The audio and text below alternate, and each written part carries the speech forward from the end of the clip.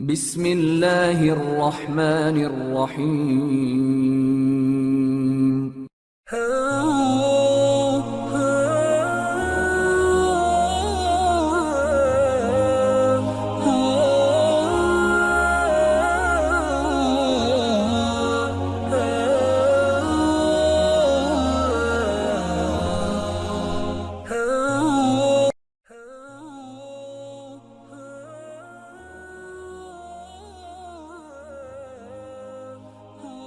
نبی کریم علیہ الصلوۃ والسلام کی ذات اقدس کے حوالے سے سلسلہ پنجتنی نے نوجوان نسل کی بہتر رہنمائی اور آگاہی کے لیے ایک سلسلہ وار پروگرام فوق البشر کی عنوان سے ترتیب دیا ہے۔ آج ہم انشاءاللہ اس سلسلے کی اگلی قسط کا آغاز کرتے ہیں۔ اس وقت بی بی حلیمہ نے اس بچے کے بارے میں ایسی کوئی بات نہیں سنی تھی جن باتوں کی بابت بعد میں لوگ قسمیں اٹھانے کو تیار تھے، جیسے جس رات حضرت عبداللہ کی شادی ہوئی ان کی پیشانی پر سفید روشنی تھی، یا یہ کہ جب حضرت آمنہ رضی اللہ تعالی عنہ حمل سے تھیں تو ان کا پیٹ اس طرح جگمگاتا گویا آپ اس روشنی کو اتنی دور یہاں تک کہ شام کے محلات سے دیکھ سکتی تھیں۔ اس طرح کے قصے کم از کم 100 سال بعد مشہور ہوئے۔ بہرحال بی بی حلیمہ اور دوسری داعیہ عورتوں کا معاملہ تب یہی تھا کہ وہ شیر خواری کے لیے ایک یتیم بچے کو باوجہ قبول نہیں کر سکتی تھیں۔ ایک یتیم کسی کو بھی قبول نہیں تھا، حتیٰ کہ خود حضرت عبد المطلب کو بھی نہیں۔ اصولی طور پر تو حضرت آمنہ رضی اللہ تعالی عنہ اور نبی کریم علیہ الصلوۃ والسلام بنی ہاشم کے سربراہ عبد المطلب کی ذمہ داری تھے، مگر عمر رسیدہ شخص پر ایک اور پوتے، وہ بھی ایک یتیم کی ذمہ داری تھی جس کی قسمت کا بھی کچھ علم نہیں تھا۔ وہ نہیں جانتے تھے کہ یہ جانور بھی ہو پائے گا یا نہیں، بلوغت تک پہنچ پائے گا یا نہیں۔ عبد المطلب کے پاس نبی کریم علیہ الصلوۃ والسلام کی شیر خواری کی عرصہ 2 سال تک رضاعت کا خرچہ اٹھانے کی کوئی مناسب وجہ نہیں تھی۔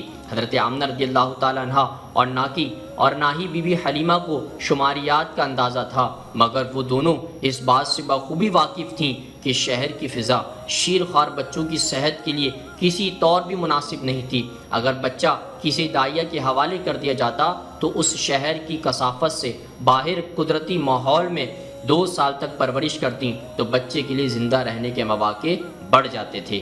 یاد رہے اس دور میں جب آج کی طرح جدید ادویات میسر نہیں تھیں، شیر خواری کی عمر میں بچے کا جانور ہو پانا ہی اچھی خاصی کامیابی تصور کی جاتی ہے۔ 6 صدی عیسوی ہی کیا حالیہ دور سے پہلے ہی کی معمول شماریات ملاحظہ ہوں، رومی سلطنت کے شہری علاقوں میں پیدا ہونے والے تمام بچوں کی صرف تیسرا حصہ ہی 5 سال کی عمر تک پہنچ پاتا تھا۔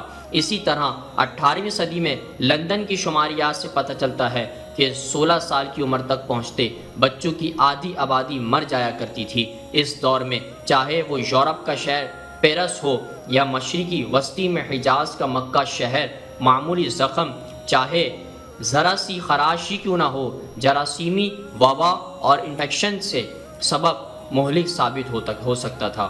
اس دور میں بیماریوں، غذائی قلت پر تشدد واقعات، حادثات، زچگی، خوراک اور پانی کی آلودگی، جنگ و جدل کی وجہ سے تقریباً آبادی کے صرف 10% لوگ ہی 45 یا اس سے زیادہ عرصے تک جی پاتے۔ 20ویں صدی کے آغاز میں جب جراثیموں کے بارے میں تحقیق وضع ہوئی اور اینٹی بائیوٹک کا ادویات دریافت کر لی گئی تو حالات میں بہتری آئی، شرح عمر میں اضافہ ہوا، اور آج ان بہتر حالات کو ہم نعمت غیر مترقبہ جانتے ہیں۔ آج ان کے لحاظ سے تب ایک معاملہ اور بھی مختلف تھا۔ اس دور میں شیر خوار بچوں کی شرح اموات دیہی علاقوں میں بہت کم تھی۔ پوری دنیا میں یہ معاملہ ایسا ہی تھا۔ اس کی اصل وجہ تو معلوم نہیں، مگر تازہ ہوا اور پانی کا صحت پر اثر سمجھا جا سکتا تھا۔